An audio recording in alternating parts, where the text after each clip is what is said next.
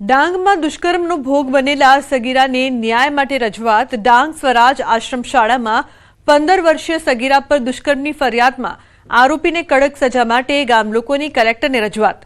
પીડિતાને ન્યાય માટે ધારાસભ્ય વિજય પટેલ સાથે ગામ લોકોએ કલેક્ટરને આપ્યું આવેદનપત્ર। ધારાસભ્ય વિજય પટેલે કહ્યું કે આ ડાંગ જિલ્લા માટે દુઃખદ અને કલંકિત ઘટના, આરોપીને કડક સજા થાય એ માટે જ્યાં રજૂઆત કરવી પડે ત્યાં કરીશું। તો સાંસદ ધવલ પટેલે દોષિતોને કાયદાની જોગવાઈ મુજબ કડકમાં કડક સજા મળે તે માટે પ્રશાસનને તાત્કાલિક અને નિષ્પક્ષ કાર્યવાહી કરવા તાકીદ કરી છે। ખૂબ આક્રોશ છે કે આ ડાંગ માટે ખૂબ ખરાબ ઘટના બની છે, ત્યારે આ ડાંગના તમામ લોકોએ એક નિર્ણય કર્યો છે કે જે પણ વ્યક્તિએ આ ખરાબ દુષ્કર્મ કર્યો છે એવા ને એને સજા મળવી જોઈએ અને જે દીકરી છે દીકરીના પરિવારને પણ ન્યાય મળવો જોઈએ। એસપી મેડમને ખાસ મેં સૂચન આપ્યું છે અને એમને વિનંતી પણ કરી છે કે આ કેસમાં આરોપીઓને કડકથી કડક સજા થાય અને જલ્દીથી જલ્દી સજા થાય એના માટે પૂરી જોગવાઈને કાર્યવાહી કરવાની છે। આમાં કોઈ પણ જાતની બાંધછોડ અમે ચલાવી દેવામાં આવશે નહીં। અમરેલીમાં એક સાથે 14 સિંહ દેખાયા। ધારીના જંગલ કાંઠાના ગામમાં 14 સિંહનું ટોળું, વાઘાવડી ગામ નજીક 14 સિંહ એક સાથે દેખાયા। તો શિકારની શોધમાં નીકળેલા સિંહો ગામ તરફ નજરે પડ્યા। સિંહોના ટોળાનો વિડીયો સોશિયલ મીડિયામાં વાયરલ થઈ રહ્યો છે। તો શિકારની શોધમાં આ સિંહો નીકળ્યા હતા। સિંહનો વિડીયો હાલ સોશિયલ મીડિયામાં વાયરલ થઈ રહ્યો છે। લોકોમાં ડરનો માહોલ। ધારીના જંગલ કાંઠાના ગામમાં 14 સિંહોનું ટોળું એક સાથે જોવા મળ્યું છે। તો અમરેલીમાં એક સાથે 14 સિંહ દેખાયા છે। જે દ્રશ્યો અત્યારે આપ જોઈ રહ્યા છો, 14 સિંહોનું ટોળું ગામ તરફ જતું જોવા મળ્યું। શિકારની શોધમાં જે ટોળું છે તે જોવા મળ્યું છે। ઉલ્લેખનીય છે કે ગ્રામ્ય વિસ્તારમાં વારંવાર સિંહના ધામા એકવાર ફરી કેદ થયા છે। 4 પગનો આતંક।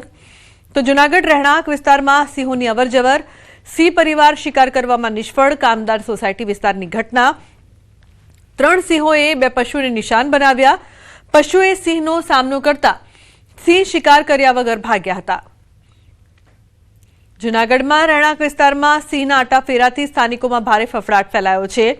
શહેરના રાજીવનગર વિસ્તારમાં સિંહણે શિકાર કર્યાનો વિડીયો વાયરલ થયો છે। એક રહેણાંક મકાન પાસે જ સિંહણે એક ગાયનો શિકાર કરી સ્થળ પર જ મિજબાની માણી હતી। આ બનવા સમયે ઘરમાં બેઠેલા લોકોએ સિંહણના શિકાર કરવાની ઘટનાનો નજારો જોયો। અવારનવાર શિકારની શોધમાં સિંહો આવી ચડે છે રેવન્યુ વિસ્તારમાં। તો બીજી તરફ ગીર સોમનાથના ઉનામાં ખૂંખાર દીપડા સામે પિતા અને પુત્ર જંગે ચડ્યા હતા।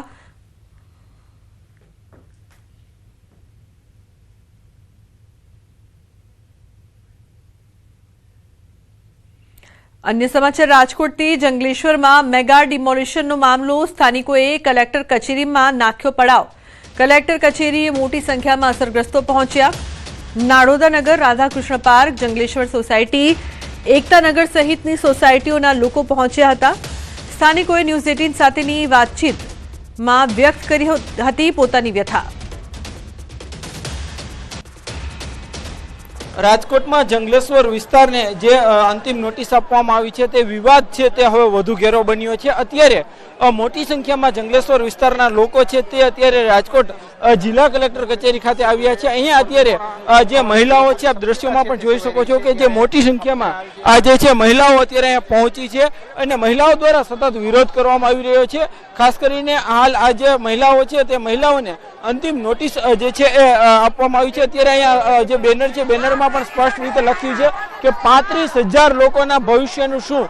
ક્યાંક ને ક્યાંક આ મહિલાઓની પણ માંગ છે। આપણે એમની સાથે પણ વાત કરીશું। બેન, શું તમારી માંગ છે? અત્યારે તમે બેનર પણ મારી વાત સરકારી જગ્યા છે ને, મારી વાત હમણાં સરકારી જગ્યા છે ને એ લઈ જાય, અમને કોઈ વાંધો નથી, પણ અમને સહાય દે અને જગ્યા હાટે જગ્યા દે। અમારો દેર રહ્યો ને પેલી નોટિસમાં ભેગો હતો, અત્યારે મારા દેર ગુજરી ગયા। આ ઉપાધિમાં પાણીમાં ડૂબીને ગુજરી ગયા। આ 2 દીકરા છે, આનો પેટ જો છોકરાનો, આ માં એનું પૂરું કેમ કરે? આ માં કોઈ 20 વર્ષની ઉંમર છે, આ દીકરીને મા બાપ નથી, કોઈ નથી। શું કહેશો, કેવી તકલીફ છે અત્યારે? તકલીફ અમારે બહુ જ છે। જો મારા પપ્પા વહી ગયા, પેલી નોટિસ આવી ને પાણીમાં ધૂપકો માર્યો ને તો ડૂબી ગયા।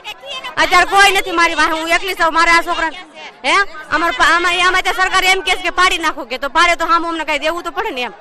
અત્યારે અમે તો અનશન ઉપર બેસી જાય અને અમે ગમે ત્યારે અમને અમારી જમીનની જંત્રી ભરવા થઈ રહે. હું 47 વર્ષથી અહીંયા રાજકોટમાં, મારો જન્મ જંગલેશ્વરમાં છે સાહેબ. મારી દીકરી એસએસસીમાં અત્યારે ભણે છે, એ માનસિકમાં આવી ગઈ છે સાહેબ. અને આટલા હું વેરા બિલ, લાઇટ બિલ આજ વર્ષોથી ભરી છે. અમારા જૂના લાઇટ બિલને બધું અમે રજૂઆત કરેલી છે સાહેબ. અમને જંત્રી આપો, અમને આશરો આપો, અમને વૈકલ્પિક વ્યવસ્થા આપો. અને બધાય આટલા વર્ષોથી અમે પબ્લિક રહીએ છીએ. અમારી આ માંગ છે કે કલેક્ટર સાહેબ પબ્લિક માટે જે ચોક્કસથી અત્યારે મોટી સંખ્યામાં લોકો છે તે ભેગા થયા છે અને અત્યારે આ તમામ લોકોની એક જ માંગ છે કે તેમને તાત્કાલિક વૈકલ્પિક વ્યવસ્થા આપવામાં આવે, ત્યારબાદ તેઓ ખાલી કરશે. અત્યારે જિલ્લા કલેક્ટર કચેરી ખાતે જે છે ધરણા પર પણ લોકો બેઠા છે. હાર્દિક જોશી, ન્યૂઝ 18 ગુજરાતી, રાજકોટ. તો પાટણ પાલિકાની મળેલી સામાન્ય સભા તોફાની બની રહી છે. સામાન્ય સભા ચાલી રહી હતી તે સમયે ચીફ ઓફિસર